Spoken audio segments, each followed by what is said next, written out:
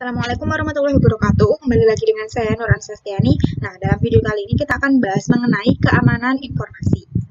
Dalam dunia masa kini, banyak organisasi itu semakin sadar akan pentingnya menjaga seluruh sumber daya mereka, baik yang bersifat virtual maupun fisik, agar aman dari ancaman baik dari dalam maupun dari luar.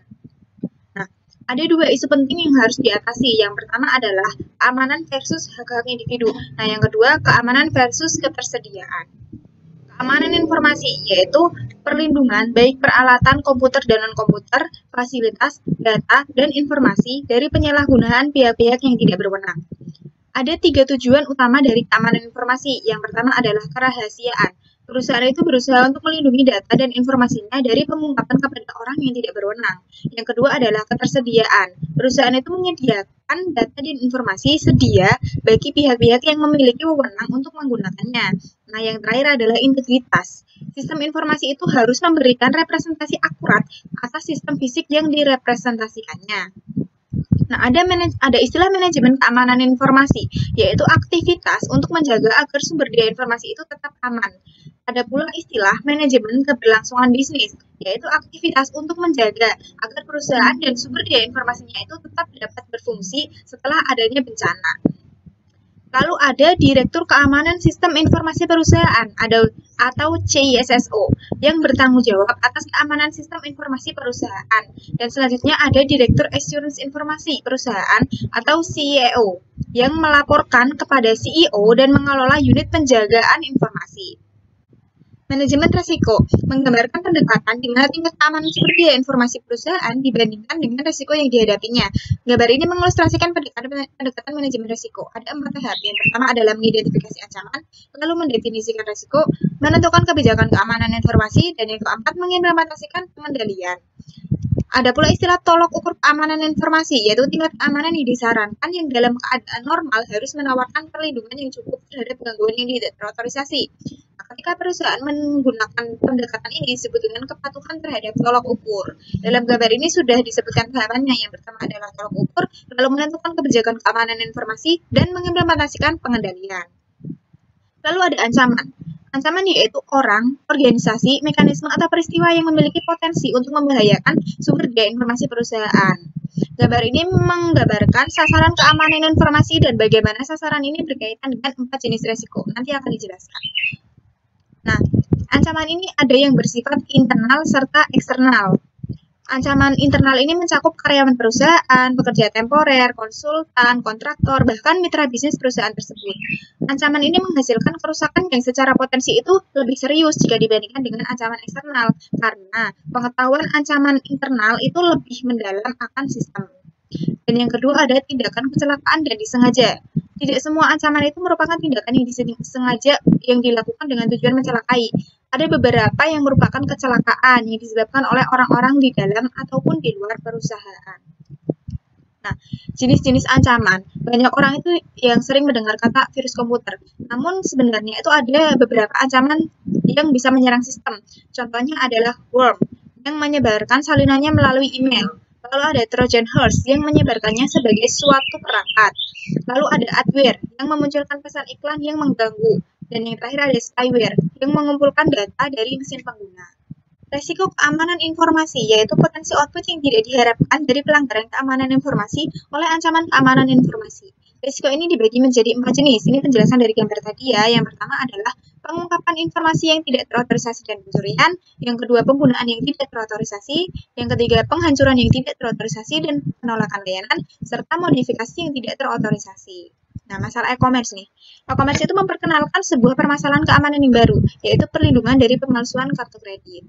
Namun pada September 2000, American Express itu mengumumkan sebuah kartu kredit sekali pakai.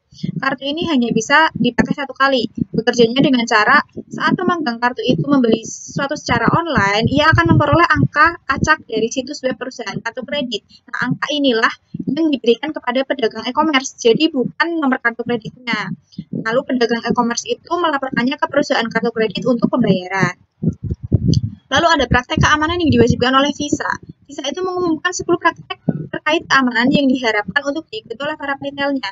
Yang pertama adalah memasang dan memelihara firewall, memperbarui keamanan, melakukan enkripsi pada data yang disimpan, melakukan enkripsi pada data yang dikirimkan, menggunakan dan memperbarui peranti lunak antivirus, membatasi akses data kepada orang-orang yang ingin tahu, memberikan ID unik kepada setiap orang yang memiliki kemudahan mengakses data, memantau akses data dengan ID unik, tidak menggunakan kata sandi default yang disediakan oleh vendor, dan yang ke-10, secara teratur menguji sistem keamanan.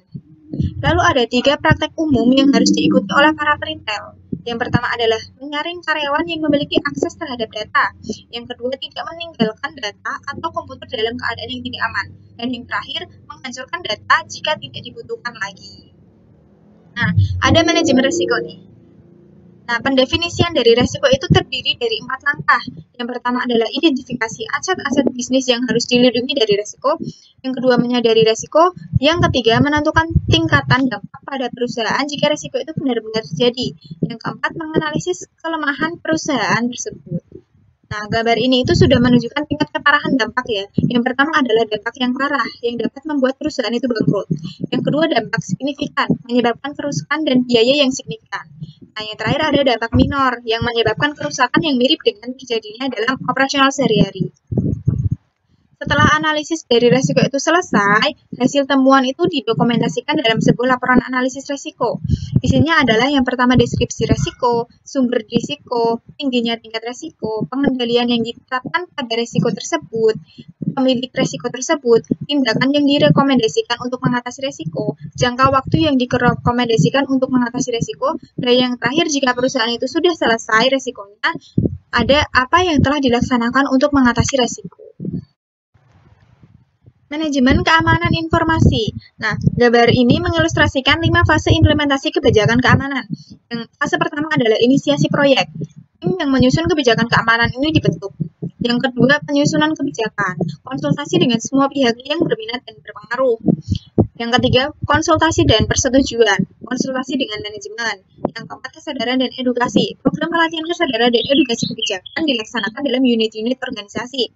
Dan yang terakhir adalah penyebarluasan kebijakan. Kebijakan keamanan ini disebarluaskan ke unit organisasi. Ada pula kebijakan terpisah yang dikembangkan untuk pertama keamanan sistem informasi, pengendalian akses sistem, keamanan personil, keamanan lingkungan dan fisik, keamanan komunikasi data, klasifikasi informasi, perencanaan kelangsungan usaha, dan akuntabilitas manajemen. Pengendalian, yaitu mekanisme yang diterapkan baik untuk melindungi perusahaan dari risiko atau untuk meminimalkan dampak risiko tersebut pada perusahaan jika risiko itu terjadi. Dibagi menjadi 3 kategori. Nah, yang pertama adalah pengendalian teknis. Pengendalian yang menjadi satu di dalam sistem dan dibuat oleh para penyusun sistem selama masa siklus penyusunan sistem. Nah, ada beberapa nih yang populer. Yang pertama adalah pengendalian akses. Pengendalian akses itu ada 3 tahap. Yang pertama adalah identifikasi pengguna, autentikasi pengguna, dan otorisasi pengguna.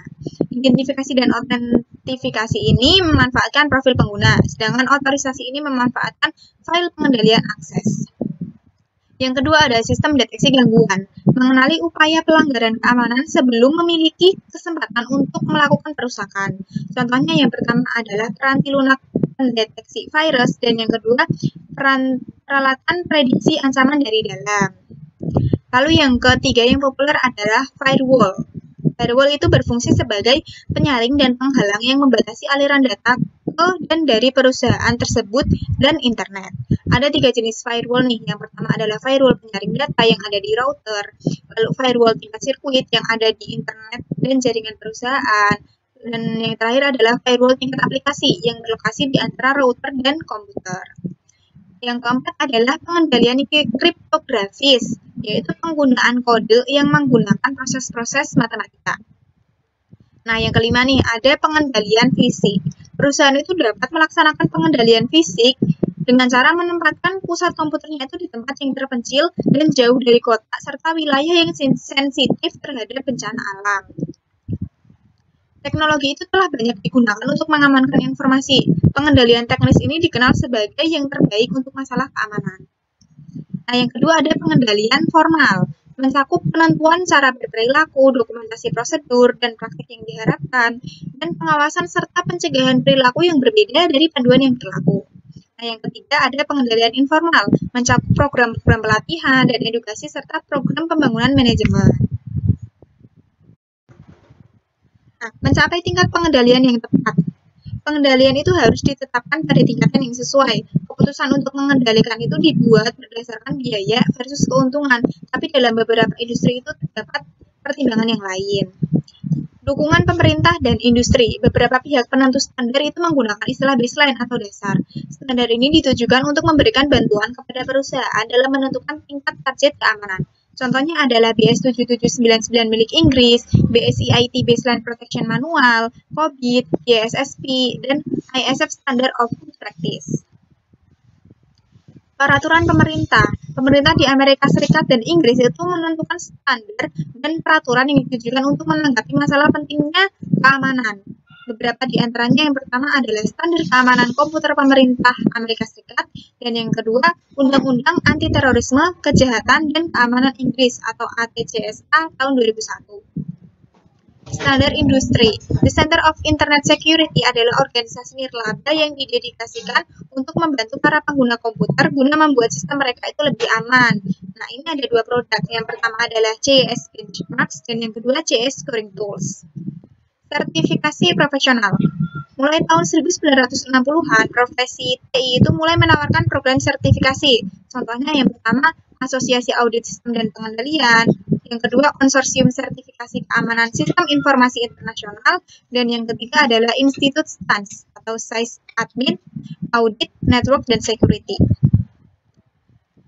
Perusahaan itu harus mengimplementasikan gabungan dari pengendalian teknis, formal, dan informal yang diharapkan untuk menawarkan tingkat keamanan yang diinginkan pada batasan biaya yang telah ditentukan dan disesuaikan dengan pertimbangan lain yang membuat perusahaan dan sistemnya itu mampu berfungsi secara efektif.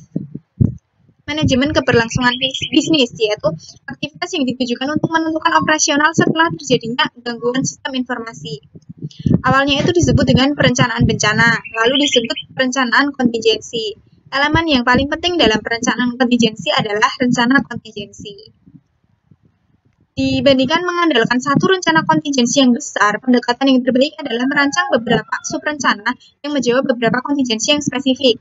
Subrencana yang umum itu yang pertama ada rencana darurat jika bencana itu terjadi. Yang kedua ada rencana cadangan, yaitu melalui kombinasi antara redundansi, keberagaman, dan mobilitas. Dan yang terakhir ada rencana catatan penting, yaitu menentukan cara bagaimana catatan penting itu harus dilindungi. Salinan cadangan itu harus disimpan di lokasi yang terpencil. Menempatkan manajemen keberlangsungan bisnis pada tempatnya. Sistem komputer TAM memasarkan sistem pemulihan bencana yang mencakup sistem manajemen basis data, instruksi, dan perangkat yang dapat digunakan untuk mempersiapkan rencana pemulihan. Panduan dan garis besar tersedia bagi perusahaan untuk digunakan sebagai titik awal atau tolak ukur.